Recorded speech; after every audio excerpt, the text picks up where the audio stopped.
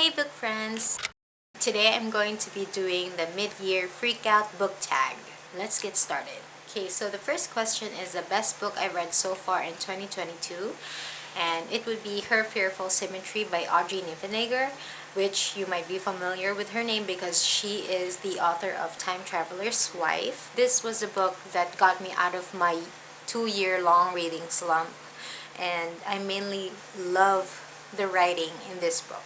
It's about twins who inherit their aunt's apartment in the UK. In her will, she left this apartment to her nieces, and the condition is they have to live in the house or in the apartment for a year before they can sell it or use it or whatever they want. What is the reason for their aunt to leave them her apartment? The story is very convoluted in a way, very bleak, beautiful, a perfect read for a rainy day, I think.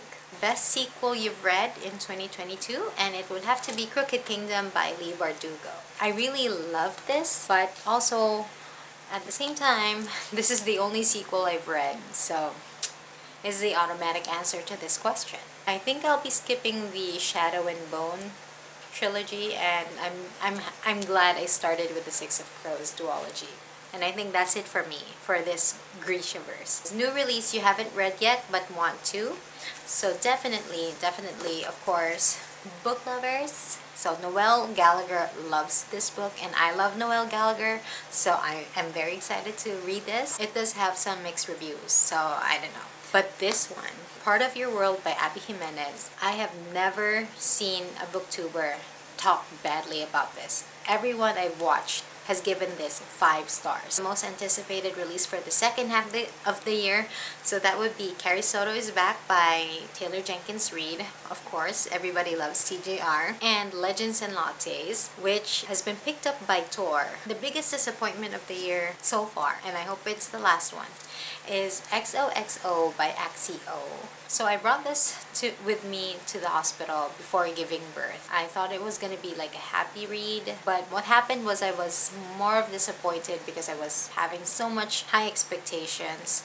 The blurbs at the back, I don't know. The writing was very mediocre. Axio also has this other book called The Girl Beneath the Sea or something like that, which is a fantasy. And I want to give it a try because the cover is also beautiful and I want it for my shelves. But at the same time, I'm worried because I didn't like her writing here. Or maybe she's just not good with like contemporary, maybe. The biggest surprise for me was actually Home Before Dark by Riley Sager. I did not expect I would like this as much as I did because my first Riley Sager book was Lock Every Door and it was like a 3-star for me, but this one is a 5-star and it has this special element I really love in thrillers. Favorite new author would have to be Alex Michaelides. It's my first time reading The Silent Patient this year and it's been hyped. Maybe some people say overhyped, but I really enjoyed it. I enjoyed the psychotherapy commentary in this book, and it was very thrilling. The newest fictional crush would have to be Perrin from the Wheel of Time series. The reason why I like Perrin, one of the main characters in this book, is because he's an socially awkward guy.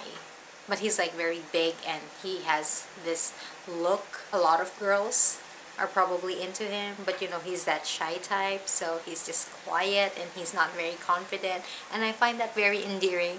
So I know he's like young adult here. I don't know how young, maybe like 18-ish. So that would make me 10 years older than him. This is book 1. So by book 14, he's already, I don't know, 32. Yeah, so he's technically older than me because this series is older than me. So my newest favorite character, I just thought of Henry from The 7 Husbands of Evelyn Hugo. I wanted to read more about him. He has been talked about substantially in this book, but I wanted more. I wanted to read about him more, listen to him more. He's the best thing that happened in this book. So okay, books that made you cry. So this made me tear up a little bit towards the last 3 pages of the book. But this one, I cried, not sobbing, but it was definitely a cry. It had something to do with a parent and their child. Okay, books that made me happy. I would have to say Reminders of Him by Colleen Hoover. It was a happy ending. It was a very satisfying story for me. So I was very happy reading this book. And okay, I didn't like beach read that much, but I think it's the only book this year that made me laugh out loud, like multiple times. Emily Henry knows how to write punchlines, and I enjoyed beach read because of those cute, funny moments. Okay, the most beautiful book you've bought so far this year would have to be The Astonishing Color of After by Emily X.R. Pan.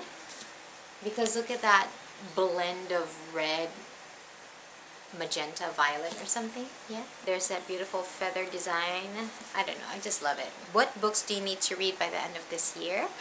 I would start with A Man Called Uba. I finally got my copy, everyone. And the reason I'm most excited about reading this is because it's gonna be a movie with Tom Hanks. So any Tom Hanks movie is a 5 stars for me, so I better rush it up. And A Little Life. I have started and I'm already here. Okay, so I think I didn't give like a very good synopsis of everything. Twins inherit an apartment from their dead aunt. Sequel to the Six of Crows duology. Six of Crows is about a team of criminals who plan to execute a grand heist. Book 1 of the Wheel of Time series, which is basically an epic fantasy that cannot be explained in mere sentence. A woman who kills her husband by shooting him in the face 6 times, and the psychotherapist tries to figure out why she stopped talking right after that incident. The female character goes back to this haunted house and explores why it is haunted, or if it's haunted at all. A pop star who meets a cello player and they fall in love, and will they be able to get together despite the popularity and the fame. It's about Evelyn Hugo, which is a famous person, and her 7 husbands. A city girl and a small town boy romance. They fall in love. Age gap. Yes. Editor meets literary agent. Yeah. Boyfriend dies. Girl calls his phone. He picks up. How do they say goodbye? A group of boys, sad boys, torture, torment, scary to read. Woman goes to jail, loses custody of her child. After 5 years, she wants to get her back and be a mom to her. A romance writer and a dark literary fiction writer switch genres and fall in love.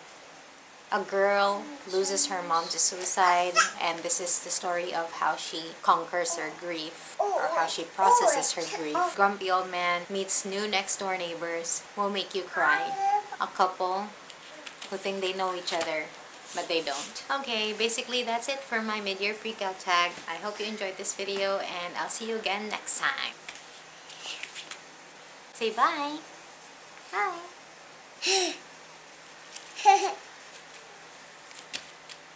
Huh?